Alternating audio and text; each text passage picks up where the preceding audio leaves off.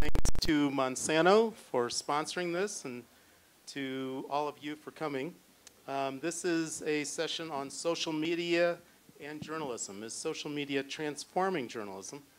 And I'm Charlie Firestone with the Aspen Institute Communications and Society program, which is one of 24 policy programs at the Aspen Institute. We look at the societal impact of communications and information technology and have a number of policy projects in that area. I like to think of social media in the context of the history of communications. Went from one-to-one communication where you had interpersonal, person-to-person speaking, letters, eventually telegraph, telephone, and email. And then we had one-to-many, starting with really smoke signals, but books. And we had books, really, from the printing press. And in the era of mass communication, you had newspapers, radio, television, cable, and satellite. But in this digital era, we have a new phenomenon, which is many-to-many. We have this ability for individuals to reach many other individuals and have this empowerment to virtually anybody. Almost anybody can blog, can get on Facebook or Twitter or any other of these very interesting new digital communications. So it allows for personal expression and empowerment, and it also develops communities of interest, and it also refines the reference system that we each have in looking at what our friends think and what our colleagues think. So the point is to take this illustrious panel and take a look at how this new medium will impact the practice of journalism. First of all, in the United States, and maybe we'll get into beyond the United States. So for our panel, we have David Kirkpatrick at my far right, who for many years was a senior editor with Fortune magazine. He covered the internet and technology, and also managed the brainstorm conferences that they did all around the world. He's now with Techonomy, but the real reason he's here tonight is he's the author of the book, The Facebook Effect, and a very interesting new book that's out, doing very well. Then we have Arianna Huffington, who is a columnist, author of 12 books, another one on the way. Again, we all know, is founder and editor-in-chief of the Huffington Post, which is one of the most interesting phenomena in media in our era because of the phenomenal success that it's had since its founding. We have Vivian Schiller, who's the CEO of National Public Radio, formerly the head of NewYorkTimes.com. She ran the Discovery Times channel, a co-op between Discovery Channel and New York Times, and was head of documentaries at CNN, where she won many Peabodys and Emmys. And Strauss Zelnick, who's head of and founder of Zelnick Media, which is investing financially in many media companies throughout the world, really. He's the former CEO of 20th Century Fox and BMG Entertainment, which had many record labels. And he's currently chair of Take-Two Interactive Software Systems and ITN Networks.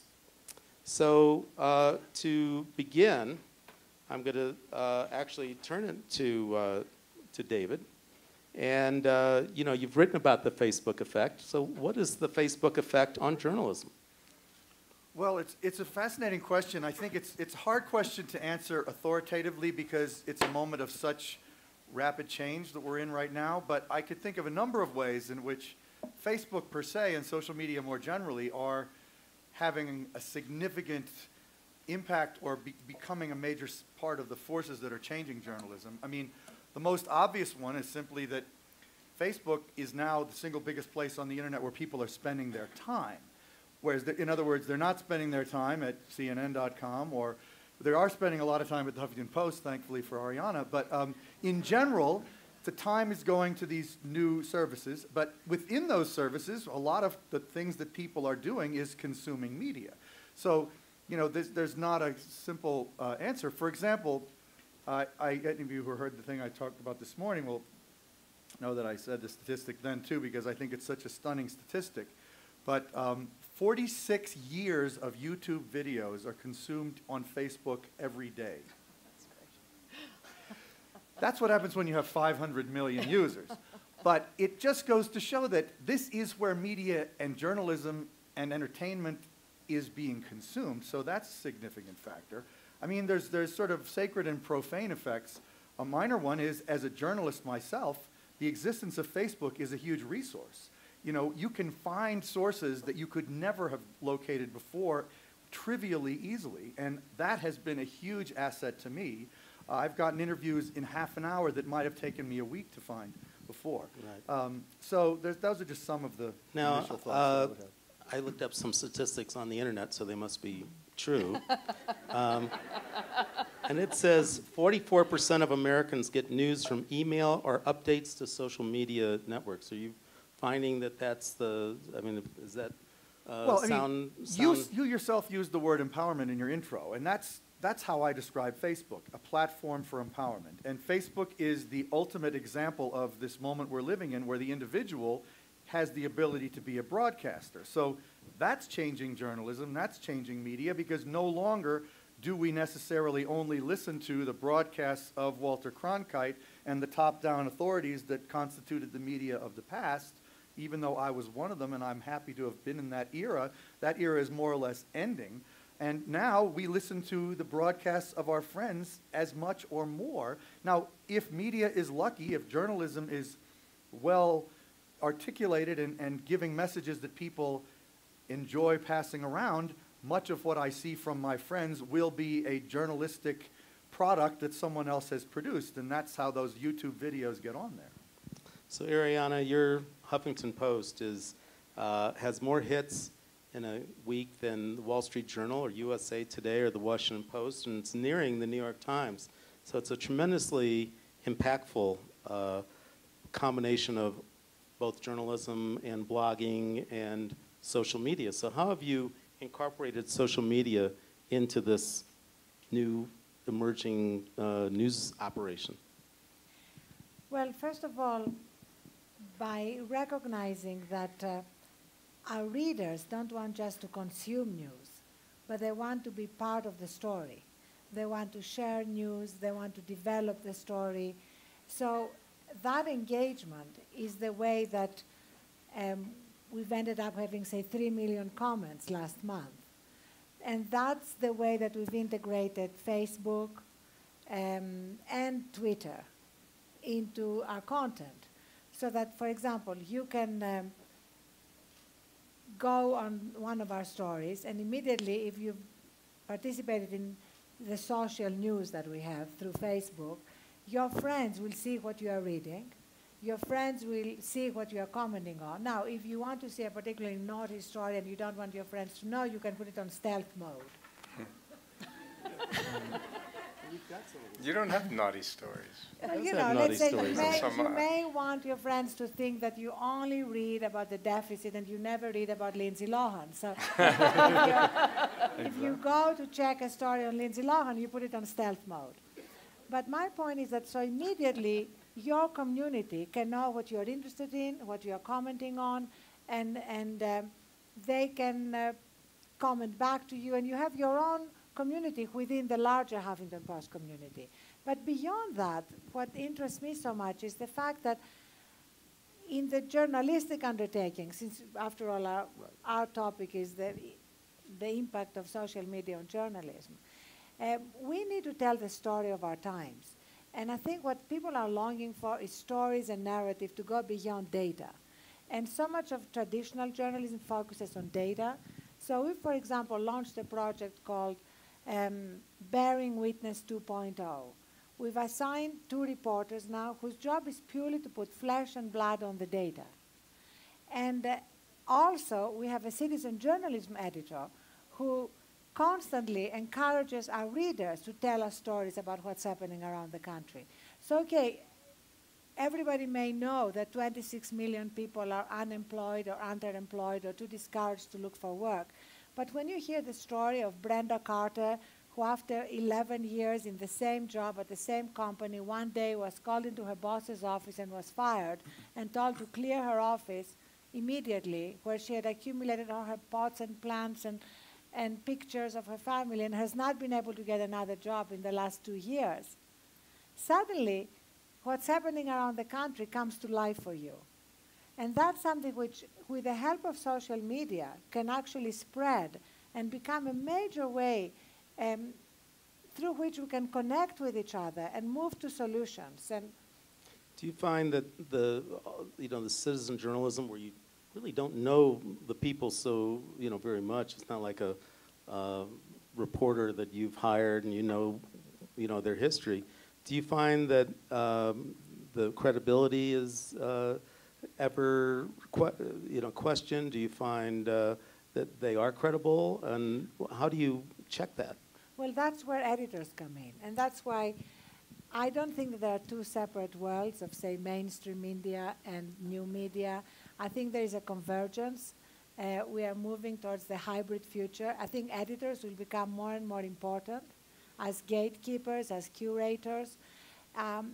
Trust, as Craig Newmark said, is the new black. And as people are losing trust in major institutions, if you are not trusted as a media operation, it's over. Yeah. So our editors are critical in shepherding citizen journalists who don't just receive submissions and post them without going through them. But the difference it makes to actually hear the raw voices of people and to see the raw video is extraordinary. So some more of these definitive stats. 89% of journalists source stories from blogs, according to Cision Media Survey. 65% of journalists use Facebook and LinkedIn for research, and 61% rely on Wikipedia. Now, I'm not sure that these are NPR. The second one, I think, is right. The other two don't sound right to me. Okay. But you are the gold standard in journalism, and the question is, how have you adapted social media to this very excellent journalistic organization that you run? Social media has been an extraordinary set of tools and ways for us to engage with our audience. I mean, the thing is, our listeners to NPR and our users to our website feel there's something about public radio, there's something about the intimacy of radio that makes people feel a very personal connection to what we do. And so that personal connection is a perfect segue to social media. For many of our people in our audience, NPR is really a lifestyle. It's not just a source for news. They define themselves by being NPR listeners. Countless personal ads are, say, NPR listener seeking same. It's just really extraordinary. It's somehow become this, emblem of who you are. And so that is perfect for social media. So it has been an extraordinary tool for us to publish, to distribute, and as David and Arianna both alluded to for news gathering. And we have extraordinarily brilliant people in our audience, and now they have an opportunity to be heard by us. I mean, there have always been, in legacy media, letters to the editor, of course, have existed as long as newspapers have existed, and we had our own equivalent in NPR. But now we have a comment section where we find people that are much more expert than us on subjects are giving us information that we need. Or we're using Twitter on a story like the Haiti earthquake to identify characters, to be able to tell us stories that we can then interview for radio and interview for our other programs. Or we can use crowdsourcing, as we did around the midterm elections, where 7,000 people tweeted information about their voting experience so that we could get a record of what kind of troubles people were having with voting in their various districts. And we'll do the same thing for the elections. It is fantastic.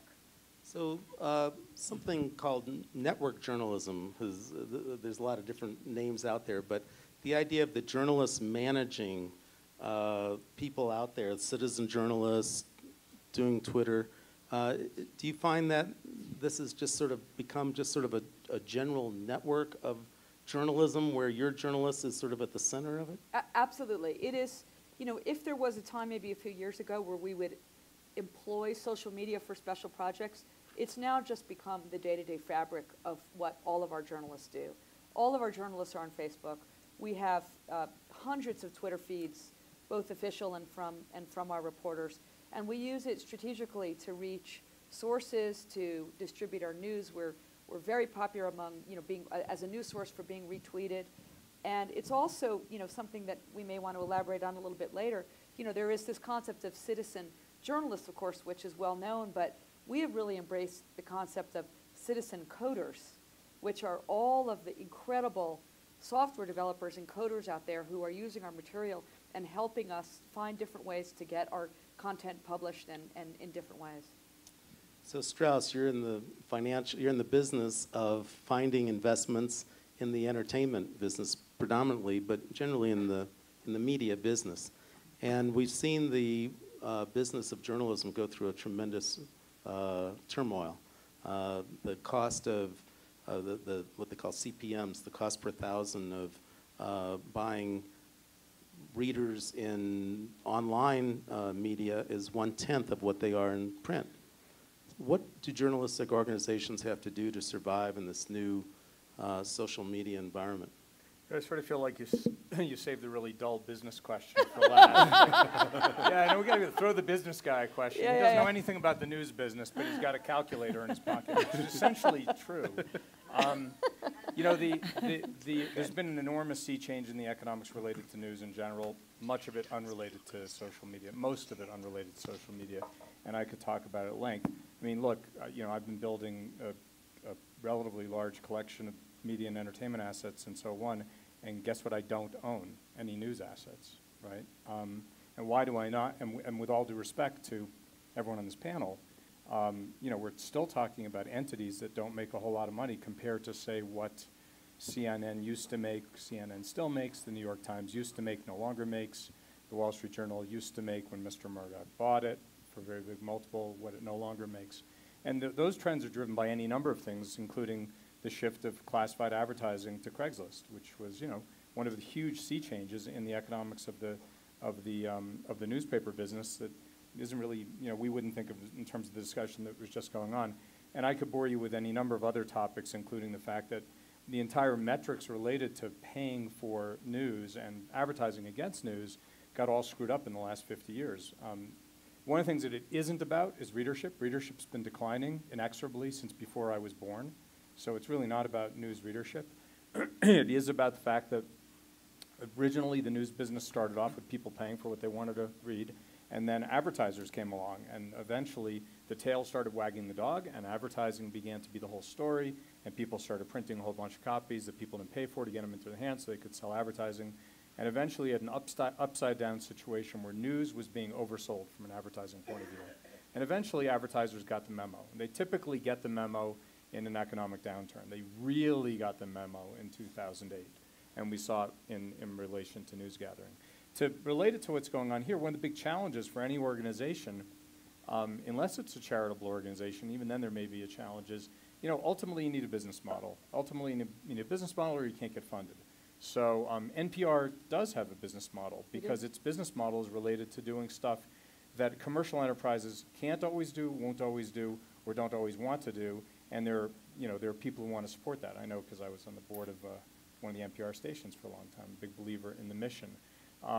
However, for Arianna's company, it's got to make money, and it's got to grow and it's got to compete, and otherwise eventually it becomes irrelevant. And that's a challenge for some new businesses that are journalistic. Great little business called Business Insider, right? Terrific business, doing a great job. Anyone who reads their news on Yahoo, I do. How many of you read your news on Yahoo ever? I'm the only one. I know we can't. But you'll be watching Business Insider. It's pretty good stuff, but it's still a real small business. It's not making a lot of money. So, Jeff Zucker's point, we're seeing the transformation of, this is a paraphrase, of analog dollars to digital dimes, and your point about CPMs is a key point, more related to this conference where the Twitter folks are here. They have this enormous enterprise from a user point of view, and from the point of view of my enterprise, really, really, really a small enterprise, because my enterprise is measured in dollars and cents. Well, you are also, your enterprises also do involve the next generation. You have gaming companies. Right, I do stuff people pay for. They pay You know. for and they spend. I mean, no, I'm serious, you know, I sell video games, right? And they pay for them, right? They pay for them and they so- spend their time on them. Yeah. And so let me just reverse the whole question, which is how does journalism get into that realm? Well, journalism is there, and I think that's one of the things that people have failed to realize. You know, during the economic downturn, you could read in publications, online or in print, about what appeared to be the demise of all media businesses. And you saw the value of Time Warner stock go from EBITDA operating profit multiple of 16.5 in 2001 to a bottom of 4.5 to today, a rebound to about 6.5. Huge destruction of value. No one ever talks about one of the biggest media enterprises that's in the business of delivering news that's been coining money throughout, including throughout the big crash of '08, although they probably had a bleak moment in '08. Anyone want to venture what it is? Bloomberg. Bloomberg's a huge multi-billion-dollar business. Our New York mayor, of whom I'm very fond, is an exceedingly wealthy guy. Man gives away a couple $100 million a year, right? So clearly he's making more than that. And he is not having any trouble at all. Why? Because he puts out a must-have product for which people will pay. And to me, the paradigm Which is not news, necessarily journalistic, it's information. Oh, I think he'd argue it's journalism. And I think It has elements Yeah, of it will. journalism on it, but it's primarily data. and I think that's fair, right? But Norm Pearlstein would say a great deal of it is journalism, and you know They're have, trying to make more of it journalism. yeah. Sorry. They're trying to make more Yeah, of it for sure. journalism Coming right from now. Fortune But magazine, you They understand. can afford to subsidize the journalism with the data And David, business. your point is well taken, and I guess, you know, I'm bleeding journalism over into information and data. I think that's right. It's a very fair point. But the point I am making is if you give people stuff they want to have, they will pay for it, and you can charge for it. And I think the biggest challenge for news going forward, and the thing I spent a lot of time thinking about is must-have stuff will get paid for. Stuff that isn't must-have or is fodder is never going to get paid for. But- And stuff in between is in a no man's But land. must have for who? If we're, must have for our democracy. We need Well, that's- beat journalism. We And I need think that's investigative I journalism. think, frankly, I think that's right, but I don't, you asked me an economic No, question. no, I know, but I'm I just, mean, I live in I'm Denver. moving on. Can I jump in You- for a I'm the second? capitalist 'Cause ringer even here. okay, let's be capitalistic about this. The fact is that public radio content is free. If somebody either can't pay or for whatever reason, unknown to us, chooses not to pay, we will not block our content. And yet, we earn $300 million a year across public radio in membership. People that say, this is important to me, I am part of this, I'm going to give you $5, $10, $50, $500. So it's actually not a bad model. I mean, it's actually a very successful model that we think with social media, to bring it back to the subject, can become even more successful. It's possible to have, I mean, this is a model that is not necessarily, doesn't necessarily compute in the commercial world because you're not literally charging, you're not blocking access for someone until they pay. But yet it works. And in the commercial world, it works with advertising because advertising is not just CPMs, as you know very well. I mean, our greatest, most profitable advertising, and HuffPost is now profitable, comes from sponsorships, comes from social media. Advertisers love social media. And as long as there is a clear Chinese wall between journalistic content and advertising, as long as it's transparent, what is advertising as opposed to what is journalism, there is no problem with that.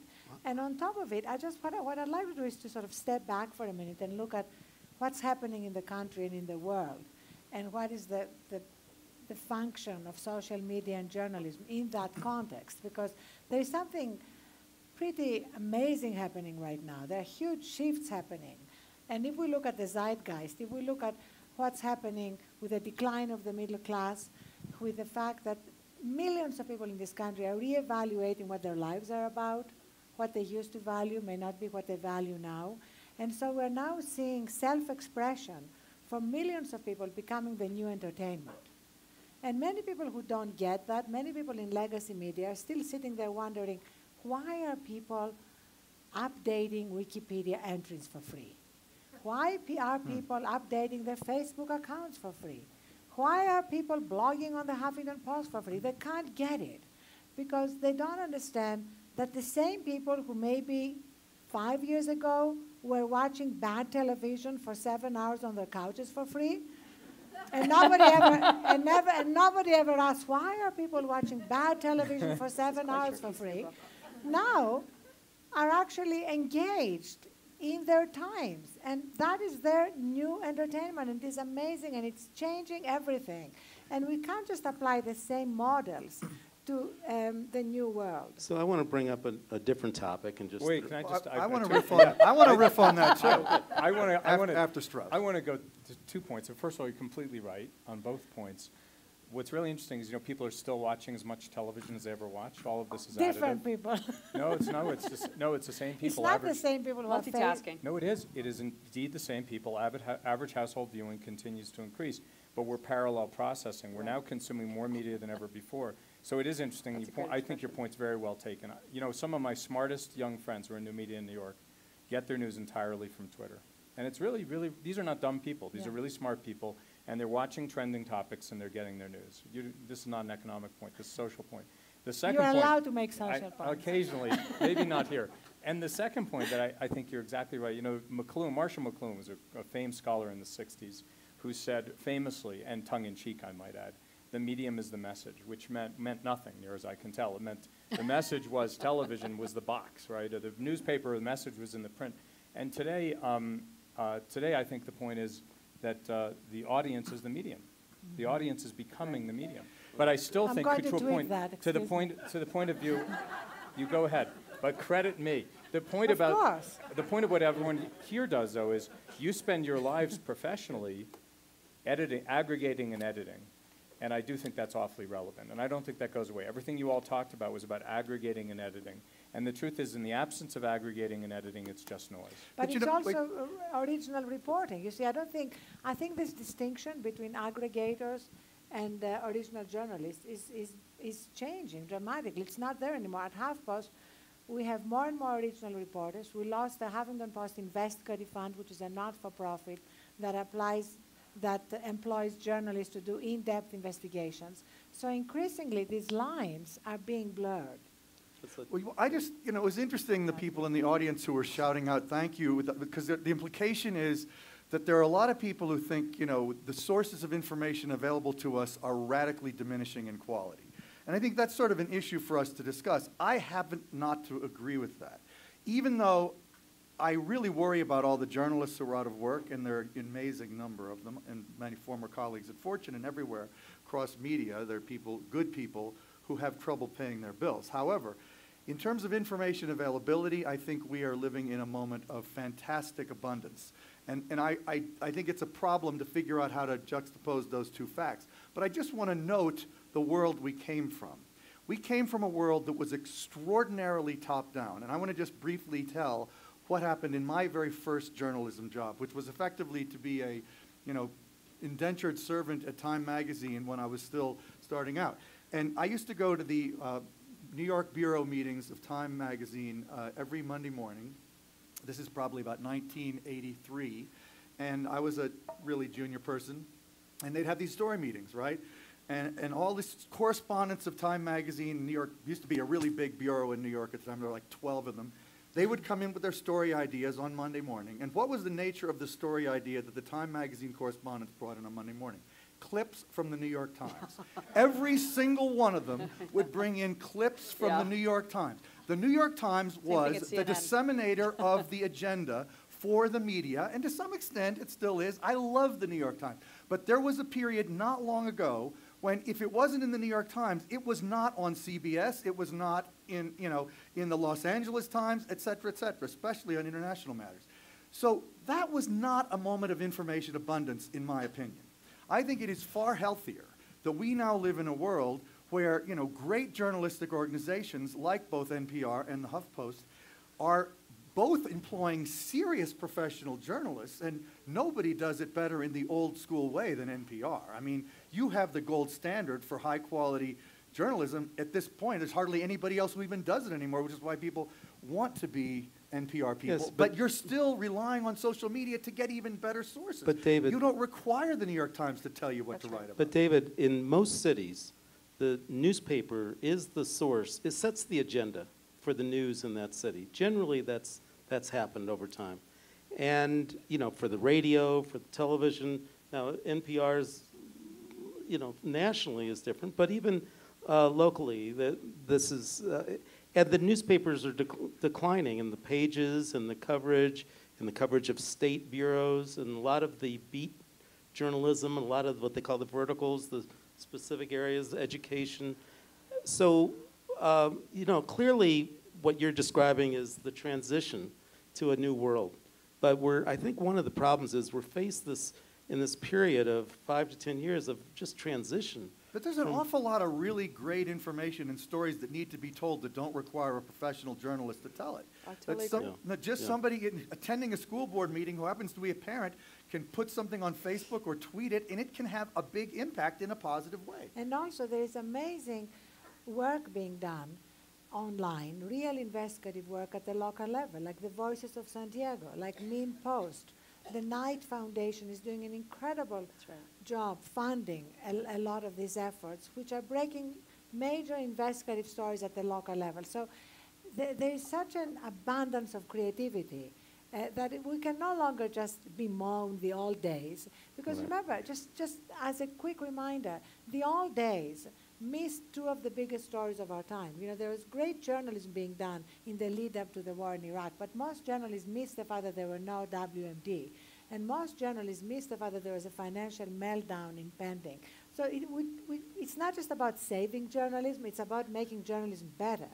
And I think all this upheaval and all this great creativity is going to make it better. Reminds me of the scene in Atlantic City, the movie Atlantic City, where they're going and looking at around the city of Atlantic City, and the Burt Lancaster saying, but you should have seen it in the old days, you should have seen it in the old days, and then they look out the Atlantic Ocean, he says, oh, is that the Atlantic Ocean? And Burt Lancaster says, yeah, but you should have seen it in the old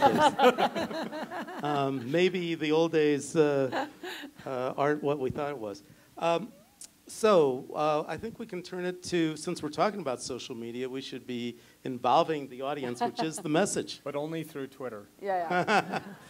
Well, if we were allowed to have our Blackberries on, we could do that. But I can't see. So if they could turn on the house lights, I could. There's somebody maybe. And what we would like is we will send around a mic, and please say who you are, and be brief in terms of asking a question or making a statement. That's okay. So I think there's somebody here, but I can't see where the mic is. Okay, great. Hello, hi. My name is Danielle Parker, and I own my own publicity company, but I'm also a former reporter who is going back into the business. One of the points that I'd like to make about social media, I think it is amazing. I've used Facebook in a very, very valuable way to get an audience of my own and so forth.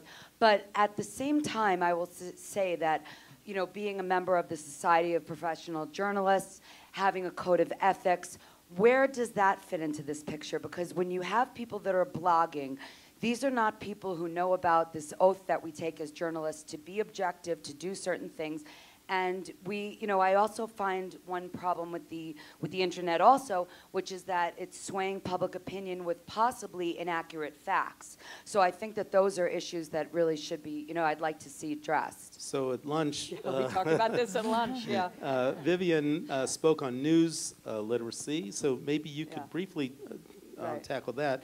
And maybe, Arianna, you would address the point about journalistic ethics of the new emerging journalists. Well, first, I'd like to say that there's nothing that, I think Arianna made a very good point before, which is that we should not, there's this sort of false dichotomy between the mainstream media and digital and social media, as if one is good and one is untrustworthy and evil. That's nonsense.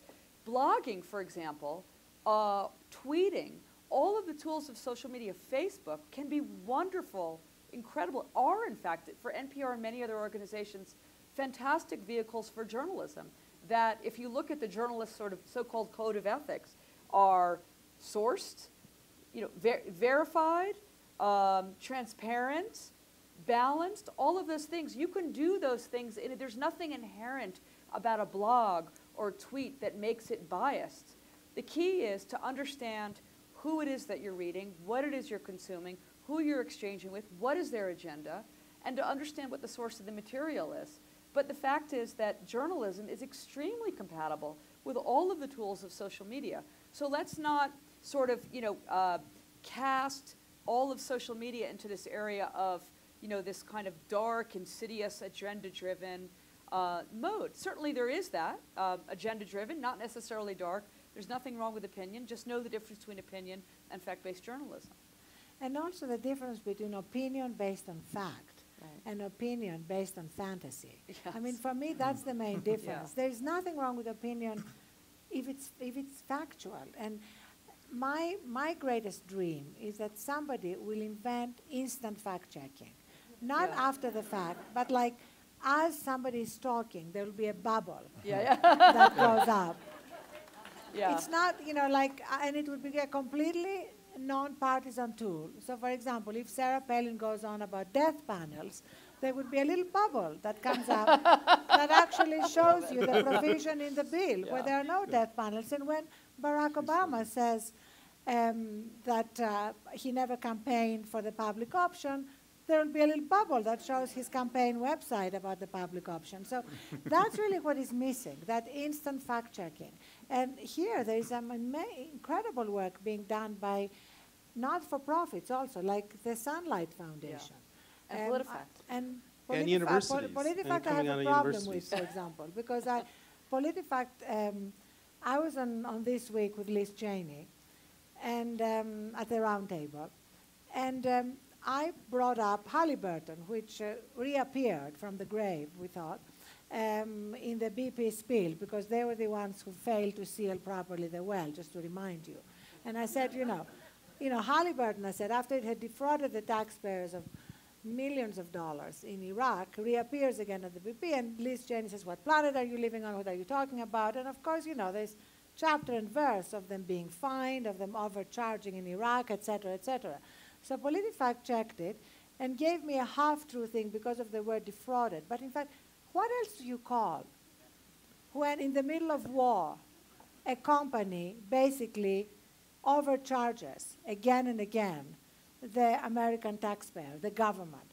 And their argument was it could have been waste and inefficiency. It's like, you know, all these hundreds of millions of dollars may have been missing, tucked between the cushions in the sofa. You know, it's like, so that's, you know, that's when you get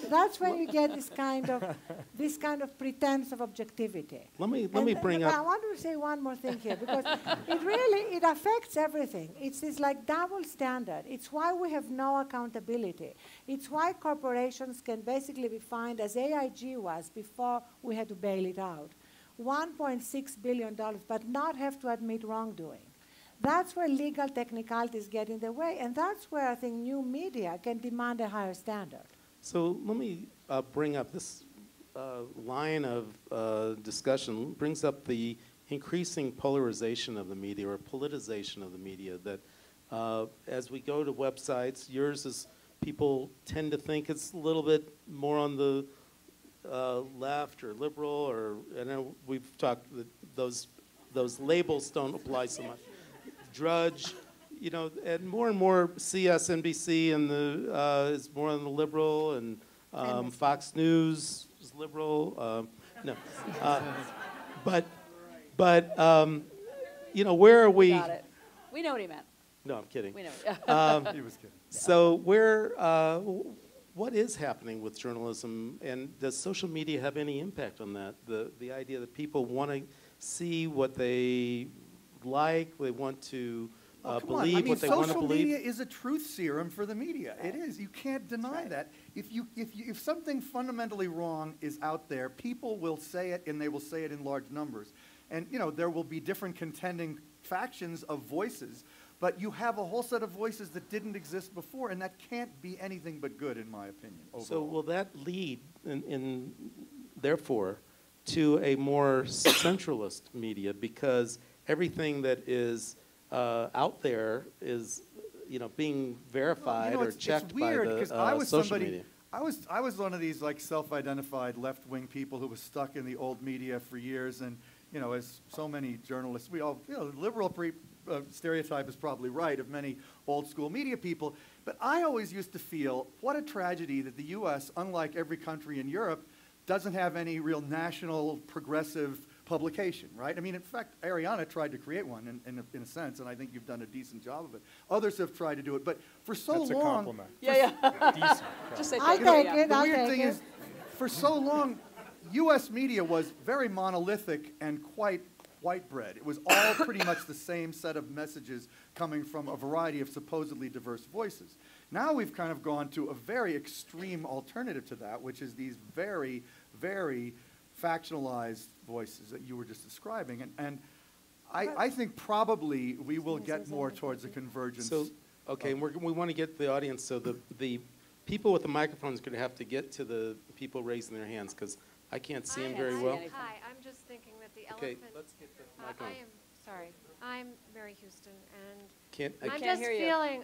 Mary Houston speaking. Sorry, There you go. Mary Houston speaking, and I'm just thinking the elephant in the room here is, strangely enough, having a 23-year-old and a 17-year-old comedy, and I think that Jonathan Stewart and Stephen Colbert have certainly changed the world, and I don't hear anybody talking about comedy.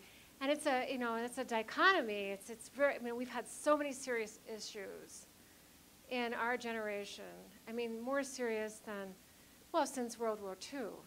We're in very bad shape, and yet comedy.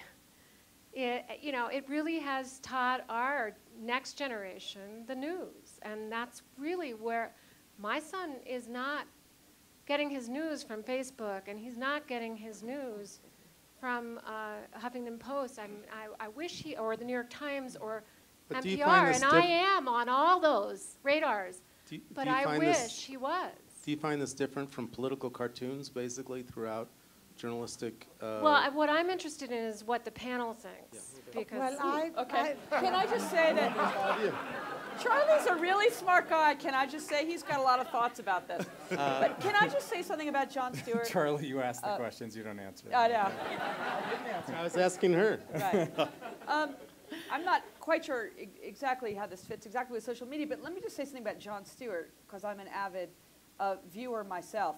Yes, he's funny. Yes, he's entertaining. I love Jon Stewart. I'm completely devoted to watching the show. But there's two things about Jon Stewart to be aware of, and two things, and they have absolutely nothing to do with comedy whatsoever. Number one, he is a brilliant, brilliant interviewer. The best. Yes. He's the best on television. Forget about comedy. Yes, he has his little funny lines, but he's a brilliant interview. And second of all, his producers and his editors have established a new high watermark that all news organizations, by the way, should follow in terms of research in archival material. A lot of what is so brilliant about Jon Stewart is when you see the juxtaposition, and yes, it's funny and they play it for laughs and that's fantastic, but the fact is, this is serious business. They do tape research like nobody's business, and all so-called mainstream media, all legitimate journalism should follow their lead in what they've been able to do with their research. Oh, in fact, that is absolutely true. And in fact, they demonstrate something else, both Jon Stewart and Colbert, which is that new journalism increasingly is beyond left and right. So I think this polarization and this insistence of mainstream media to look at everything that's happening through this filter of left versus right is completely obsolete, completely distorting, and it makes it much harder for us to find solutions to our problems. Now, Jon Stewart and Colbert take on everybody. And that's our goal at the Huffington Post. We take on everybody. We're not protecting anybody. We're not there to cheerlead any particular group or individual. And that means that if you take the big issues of our time, let's take Afghanistan, which is something that we're covering minutely. When, say, George Will comes out against escalation in Afghanistan, we have a splash on the Huffington Post beyond left and right. We regularly work with the Cato Institute, who are doing amazing research about what's happening in Afghanistan. And yet the mainstream media insist on looking at Afghanistan as a left-right issue, when it clearly is not. So that's really one of the other things that we can transcend with new media. Hi, Lou Peoples from Lake Tahoe.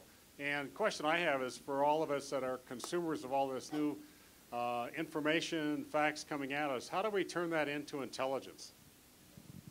So this goes again to the news literacy. So Vivian, you want to? Yeah, well, I think, first of all, it has a lot to do with editing. You know, there are for those of us that create and pride ourselves on legitimate news, to both independent, when I say legitimate, that's a bad word. I should say independent, fact-based, verified news and information.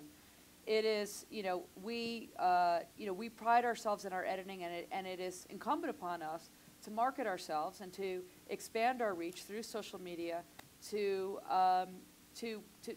tell our story. And in fact, engaging our audience is part of the way that we do that. That's why social media is so important. I can tell you, I can give you chapter and verse of news stories where in our comment stream, members of our audience who have commented on specific stories have enhanced and have revealed information that we incorporate into our news gathering and reporting. Let me just mention one other thing, which is the Public Insight Network that Yeah. Minnesota Public Radio is. They've gotten 100,000 people who have some expertise in various fields, and they go out on any issue and they poll them and they try to get intelligence out of that. It's kind of crowdsourcing intelligence. Exactly. And let me just tell one quick anecdote, which I'll try to do in 60 seconds or less, which to me reveals sort of the power of social media, although it's a little bit of a silly story. So about 10 months ago, you might remember the Balloon Boy story, right? It was captured national attention, and it was all over cable TV, and it's not particularly an NPR kind of story, but we have a news blog called The Two-Way on NPR.org, and so we reported, look, this is happening, and guess what? Everybody around you that's got a television in front of them is tuning in to see what happened. And a fascinating thing happened as a phenomenon of that little blurb on our Two-Way blog. The comment stream, which we use real names, I don't know who they are specifically, but we make people use real names, it was one after another after another. There was this sort of crowdsourcing exercise among a series of our commenters who were doing the calculus. The first comment was, was stating that what they assumed would be the thickness of the mylar, the weight of the helium, the altitude, where the balloon was allegedly lifting, and then another one said, well, let me check your math, and I think that the density of the air and the lift and the weight of a 9-year-old boy, and they're going back and forth, and then they start arguing with each other, and in sort of the geek speak of sort of flaming each other. One of them says to the other as this provocation, show your math, which, was The ultimate insult. The ultimate insult. But at the end of this string of comments, these people calculated on our comment stream, they calculated that balloon could not have held that boy before the balloon even landed. Now, that's maybe a silly story, and it turned out to be, as you know, just a ridiculous hoax. But you think about the power of that kind of collaboration on news and information and what that can really mean when we really unleash it and we understand its full potential, and it's extremely powerful and exciting. I think it's absolutely an amazing story, and it says a lot because mainstream media could not give up that story, even after it was clear that there was no boy in the balloon. But it's too good. You had them sort of agonizing about the fate of the boy. And, in fact, I thought for a minute that maybe if we had constructed a giant balloon and pretended that we're putting in it the 1.5 million kids that are homeless in this country, we might solicit a modicum of the same kind of concern that anchors kept displaying. Is the boy cold? I wonder how cold it is up there, and all that stuff that was going on endlessly.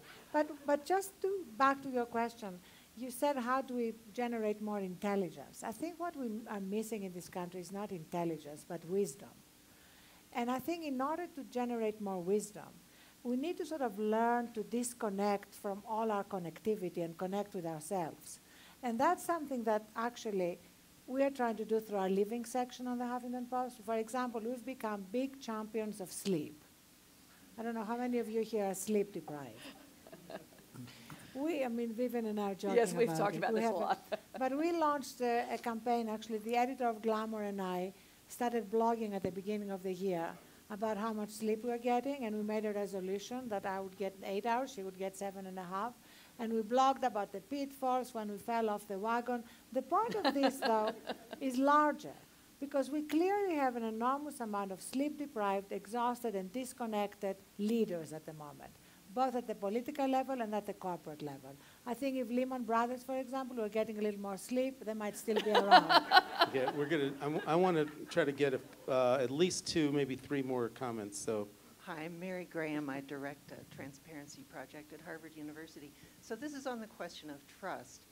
An interesting thing is happening in the UK. There's something called the Media Standards Trust that's been formed that tries to give users a simple icon that digests the ethics that Vivian's talked about in news literacy, independence, verification, and accountability. It's a somewhat longer list over there, and just gives people a signal of what they're looking at. Are they looking at, you could have 4 or 5 different icons. They'd have to be consensus. People would have to agree that it was an objective organization. It's sort of a major update of the Good Housekeeping seal of approval. I'm just wondering whether all of you think that that would distort things or would be a good thing. Do you see it happening? Could a group of you, as has happened in other countries, come together and form your own sense of ethics and your own icons? And can I just get a clarification of who it is who's putting that imprimatur? This is something called the Media Standards Trust. I mean, who are they? Is independent. I can tell you, Albert an Scardino, independent who used to group be that, editor of The Guardian, is one of the people behind it. So it's independent, respected, blue ribbon type panel. So what do we think? I think it's kind of scary myself, because I think it's sort of vaguely antithetical to speech. And as someone who's, I spent my whole career in entertainment, I have ratings boards for everything I do. And they're supposed to be the same thing. And really, it came from a good place, right? Giving parents some guidance as to what would be appropriate for their kids and giving consumers guidance. And I'm trying to think. Apart from sort of movies that involved horses and dogs and sunshine, I don't think I've ever put out a television show, motion picture, some music, some record albums, certainly not a video game, without the creators, the creative people, feeling like the ratings board was being unfair or biased. And it seems sort of risky in terms of that from my point of view. I want to just, because this is a really key topic, just a couple points. Vivian, your point on the blogger, I think you're leaving out one important fact, which is people who are blogging on NPR are really smart, by and large. No, I mean, they're really smart. But the truth is, the Twitter feeds that I follow are literally like, 17 beers, I'm still standing. Yeah, It's and so, I don't. You should upgrade the people you follow. Clearly following the wrong people. But I think one of the things we can't, and again, look at the people on this panel who have spent their careers being professional writers and editors, and actually, and I don't mean that I mean that in a really positive way. And the fact that the New York Times can no longer be the same standard bearer it was, and it really was and remains an extraordinary standard bearer, doesn't eliminate the need for standard bearers. And I don't think anyone here would want to read the 3 million comments that you get. And I know for a fact that you take great pains to edit that stuff down and curate it and make it good, as does Tina at the Daily Beast. She talks about curation. So I think the key point here is we're talking, you're working on a transparency project at Harvard University, and that is just not what Twitter is currently about. It just isn't, and it's not what most social media is about. And I just want, as someone who spends his time not in journalism, but in marketing broad-based entertainment products, right? The stuff that actually drives the media and entertainment business. I will tell you, it has never been easier for me to market, and I'm using the worst words you could use than market. It's never been easier or cheaper for me to market. How many of you saw the movie Wag the Dog? It is easier to wag the dog today than it was 20 years ago. Way, way, way easier. You mean to be deceptive, you're saying? I mean to be deceptive. Yes, I do. Because you don't have the same level of independent journalistic quality. You don't have those your friends, and my friends are now unemployed. They're not out there digging. Yes, there's some wonderful projects going on, but they're scratching the surface. And David Benahum has a great project going on, but they're still scratching the surface. And the truth is, it's a marketer's dream. It's a delight. We just put out a great video game. It's phenomenal, by the way. I recommend you buy it, called Red Dead Redemption. You'd never heard of Red Dead Redemption 6 months ago. I can't tell you what a phenomenon it's become. It's been driven by social media. For someone who had to buy, I used to have to buy double truck ads in the New York Times for 150 grand. I'm done with that. I'm But where's spending. the deception in that? I don't. Well, as I said, there's a thin line between marketing and But can manipulation. we- I'm on the No, good but- side of the line. But the point But can we for move sure. that, But can we move that to positive things for journalism? Yeah, for- I think for there good is, I think there is journalism? a positive thing, and I think the positive thing requires people like you all to tightly curate. But you know, But Strauss, also- I think you underestimate the intelligence and the judgment of most the American audience. I mean, the fact is, no, no, Ooh, this is scary. wow. No, I mean, I really. Okay, I think- all right, hold on. I understand that there's a lot of not so smart people out there, but I mean, I'll point to evidence the fact that, I mean, you say that we do quality information at NPR. Thank you very much. Our And you have a audience, smart audience. and we have a smart audience. But you know what? There's over 35 million of them. Our audience is over 35 million people on all platforms. That is not 35 million unduplicated? 35 million unduplicated. That is not some But I kind of wasn't special trying to, league. I was not arguing people are dumb at all. I happen not to believe that. I was arguing that social media gives marketers an opportunity to manipulate in a way that they never had before. But And here's- I would Why like is to. it social media that's enabling that? Well, I'm not going to give out all my No. trade secrets right here, but it's No, it's but pretty one remarkable. reason why it's Because social it media. used to cost a whole lot, David. Because the way I marketed a motion picture 15 years ago, I had to spend $25 million to buy network television, outdoor, and the New York Times. And today I can spend $2 million judiciously on Facebook, Yeah, and I that's can right. do remarkable things. But I think And again, I But really if do you have a think. really lousy product, you probably can't do as I'm not many talking about a wonderful lousy things. product, because actually Right. it's a great That's- product. I'm well, that's- talking, that's I'm what talking saying. about the That's ability. social media in action. I'm talking about They're the. reinforcing a positive. Oh, no, product. I'm a force for good. I'm talking about the forces, I'm talking about the forces for evil. But the forces for evil, you know, it's really to go back to what Charlie said about Atlantic City and the Atlantic, because the forces for evil have always been there. Father Coughlin. It's just cheaper for them now. No. Father Coughlin That's didn't true. need social media to manipulate emotion. He used the radio. I think you're forgetting what happened in the 30s. You're forgetting what happened when this country was deporting American citizens of Hispanic descent before FDR. And When there is interning eco- Japanese. Yeah, But- when there and is Father economic- Coughlin's a great example, but I would argue it's easier to be Father I don't Coughlin believe today that. than then. I don't believe that for one But second. I I think think, it is. I think in times of economic anxiety, there's going to be scapegoating, and people would use whatever. They would use newspapers, radio, billboards, social media, whatever it is. And there are many people being fooled. There are many people, millions of them, who believe Barack Obama wasn't born in this country. I don't think there would have been any fewer if social media did not exist. It's a complete illusion about the past. Okay, we're going to have to call quits because we have I know, it's just getting started. But there The is a conversation performance continues coming on up. NPR and the Huffington Post. There's a Beatlemania performance coming up at 9 o'clock. So if you really. want to go out and re-enter Thank to the nightclub, that would be fine. Maybe one last summing up point about your prospects for journalism going forward. You have, I've heard generally a very bright, optimistic attitude by most of the people on the panel in terms of journalism. And certainly that social media is here, that it's not a bifurcation of old and new media, that it's all now part of the fabric.